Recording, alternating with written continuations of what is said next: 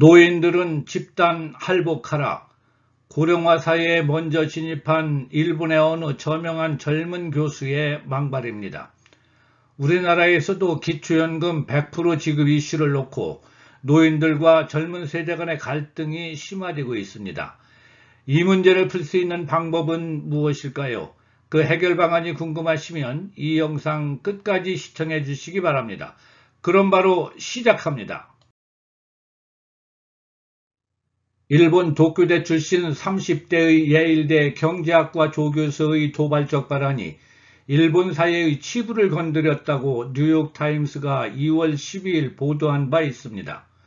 올해 37세인 나리타 유스케 예일대 조교수는 지난 21년 말 한 온라인 뉴스에 출연해 고령화 사회의 유일한 해법은 한 가지뿐으로 결국 노인들이 집단 할복하는 것뿐이다라고 말했습니다.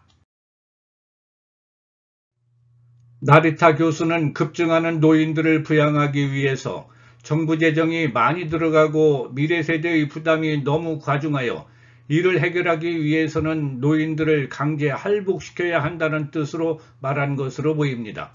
논란이 일자 나리타 교수는 과거 발언이 문맥과 관계없이 인용됐다며 자신이 집단 할복을 언급한 것은 추상적인 은유라고 해명했습니다. 하지만 혼다유키 도쿄대 사회학 교수는 나리타의 발언들은 사회 취약계층에 대한 증오를 드러냈다고 지적했으며 언론인 후지사키 마사토 역시 그의 발언을 은유로 가볍게 생각해서는 안 된다며 나리타의 팬들은 노인들이 이미 죽었어야 했고 사회복지 혜택도 축소해야 한다고 생각하는 사람들이라고 말했습니다. 우리나라도 전체 노인 100%에게 기초연금을 지급하면 재정이 거덜나 미래 세대는 연금을 받지 못한다고 위기감을 조성하고 세대 간 갈등을 부추기는 사람들도 있습니다. 고령화 시대에 대비하려면 노인복지에 재정을 과감히 투자해야 하지만 기초연금을 월 50만 원씩 전 노인에게 지급한다 해도 2040년에 GDP의 10%에도 못 미치는데 재정 부담이 매년 기하급수적으로 늘어난다고 과민 반응을 보이고 있습니다. OECD 노인 관련 재정 지출 평균은 20% 정도인데 우리나라는 10%조차도 투자하지 않고 있으며 연금 제도를 일찍 도입한 다른 나라들은 경제 성장에 맞춰 급여 수준인 소득 대체율을 계속 높여왔지만 우리나라는 70%에서 계속 낮추어 현재는 42.5% 수준이고 28년에는 40%까지 낮아질 예정이다 보니 그 결과는 당연히 노인 빈곤으로 연결될 수밖에 없습니다. 유럽 국가의 노인 빈곤율을 알아보겠습니다.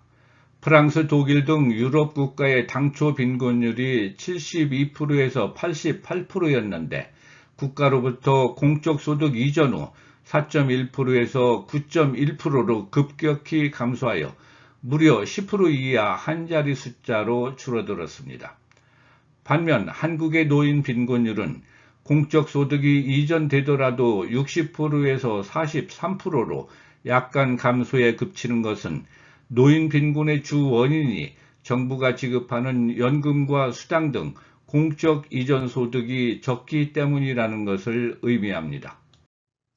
우리나라 노인 부부 가구의 경우 노인연금이 전체 소득에서 차지하는 비중이 22.5%에 불과하지만 2003년 기준 네덜란드 91%, 프랑스 89%, 독일 87%, 스웨덴 86%, 이탈리아 81%, 영국 72% 등 공적연금의 절반에도 미치지 못하고 있는데 이것은 우리나라 정부가 지금보다 3배는 더 국가 재정 지출을 늘려야 노인 빈곤이 어느 정도 해결될 수 있다는 뜻입니다.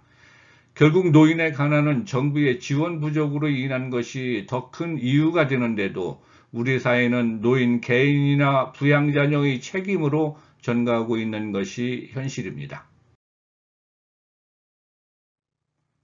국민연금 시행 초기에는 소득 대체율이 70%였기 때문에 부부가 같이 살 수 있다고 보고 전업주부를 국민연금 가입에서 제외시켜 현재는 수급자가 전체 국민의 45% 수준에 그치고 있습니다.